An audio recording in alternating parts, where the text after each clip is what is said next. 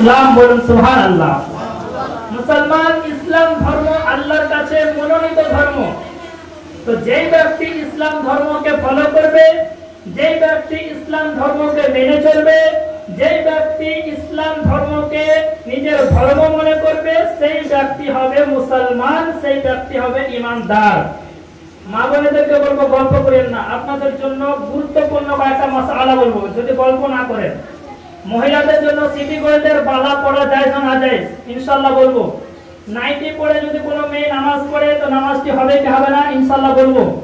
মহিলারা হাতে পায়ে মেহেন্দি লাগাতে পারবে কি পারবে না। তারপরে একজন মেয়ে পর্দা ইসলাম শরীয়তে কতটুকু করতে হবে। আর একটা মাসআলা বলবো, গুরুত্বপূর্ণ মাসআলা, যদি চুপ থাকেন। অনেক মেয়ে চায় যে আমার স্বামী আমাকে বকে, আমার স্বামী আমাকে মারে, তো আজকে এমন একটা কথা বলে দেবো যে তাবিজ লাগবে না, আমল করবে তো আপনার স্বামী আপনাকে ছাড়া কাউকে ভালোবাসবে না, বলেন সুবহানাল্লাহ।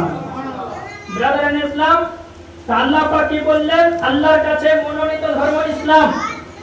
আল্লাহ পাক পবিত্র কোরআন শরীফের মধ্যে বলেন ইহদিনাস সিরাতাল মুস্তাকিম।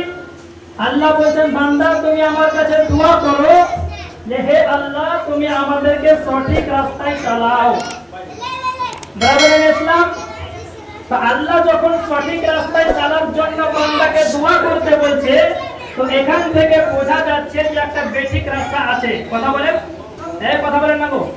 আল্লাহ যখন বলছে যে দোয়া করো বান্দা সঠিক রাস্তায় চালার জন্য, এখান থেকে কি বোঝা যাচ্ছে? একটা বেসিক রাস্তা আছে।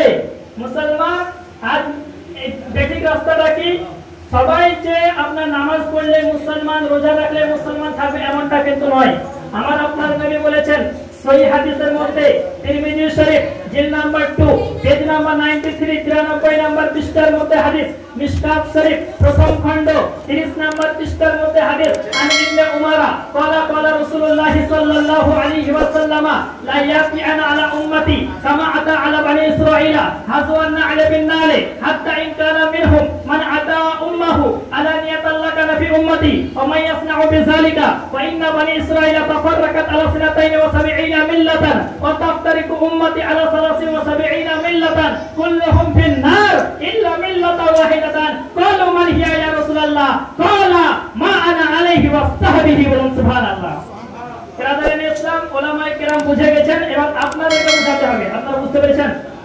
হ্যাঁ, বুঝতে পারেননি কারণ আপনারা হচ্ছেন বেশি শিক্ষিত মানুষ। ব্রাদার ইসলাম, আমার আপনার নবী বলেছেন তাফতারিকু উম্মতি আলা 73 মিল্লাতান। নবী বলেছেন মাই উম্মাহ will be divided into 73 group। আমার উম্মত 73 ফিরকায় বিভক্ত হবে। কয়টি বলেন না? নবী বলেছেন যেমন বনি ইসরাইলের মধ্যে 72 দলে বিভক্ত হয়েছিল, আমার উম্মত 73 ফিরকায় বিভক্ত হবে। কুল্লুহুম ফিন নার, সমস্ত ফিরকায় জাহান্নামী হবে, সমস্ত ফিরকায় জাহান্নামে যাবে, ইল্লা মিল্লাতান ওয়াহিদা, কিন্তু একটি ফিরকা যেটি জান্নাতে যাবে, বলেন সুবহানাল্লাহ। হে মুসলমান, নবী বলছেন মুসলমানদের মধ্যে 73টি দল হবে, আর এই 73 দলের মধ্যে নামাজ পড়বে, রোজা রাখবে, হজ করবে, যাকাত দিবে, মসজিদ করবে, মাদ্রাসা বানাবে, আলেম তৈরি করবে, মুফতি তৈরি করবে, মুহাদ্দিস করবে, বড় বড় আলেম হবে, সমস্ত রকম ভালো কাজ হবে, তার মধ্যে 72টি জাহান্নামী হবে, একটি জান্নাতি হবে, বলেন সুবহানাল্লাহ। হে মুসলমান, কেমন কথা? 73 ফিরকা নামাজ পড়বে, 73 ফিরকায় রোজা রাখবে, 73 ফিরকায় হজ করবে, 73 ফিরকায় যাকাত দিবে, 73 ফিরকা মসজিদ করবে, 73 ফিরকা মুফতি হবে, মুহাদ্দিস হবে, তার মধ্যে 72 জাহান্নামী, একটি জান্নাতি। তো সাহাবায়ে কেরাম বললেন ইয়া রাসূলুল্লাহ মান হিয়া ইয়া রাসূলুল্লাহ, what is the token of that ফিরকা, what is the sign of that ফিরকা।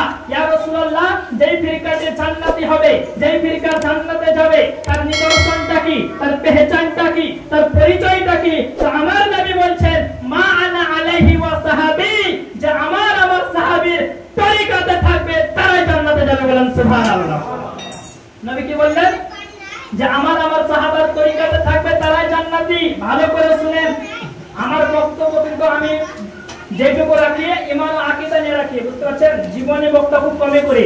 এগুলো শুনবেন তো মৃত্যু পর্যন্ত আপনার কাজে লাগবে। আপনি আপনার ছেলেকে বলে যাবেন, তারও লাইফে কাজে লাগবে। গুরুত্বপূর্ণ কথা ভালো করে শুনেন, কারণ হে মুসলমান, আপনার ছেলে যদি মদখোর হয়, আল্লাহ চাইলে ক্ষমা করতে পারে কি পারে না? কথা বলেন, হ্যাঁ জোরে বলেন, পারে না?